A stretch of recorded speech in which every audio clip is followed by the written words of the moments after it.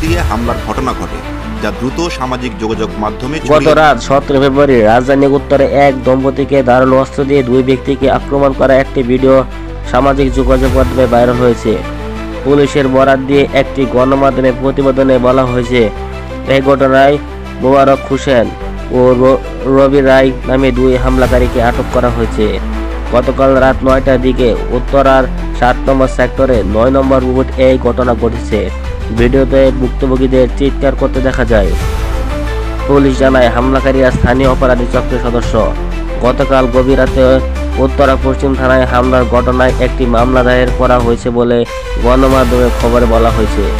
উত্তরে পশ্চিম থানার পরিদর্শক রন্ত এবিসিডি গণমাধ্যমকে বলেন, দুই হামলাকারী বেপরোয়াভাবে গাড়ি চালিয়ে প্রথমে একটি রিক্সাকে ধাক্কা দিলে এই ঘটনা ঘটে।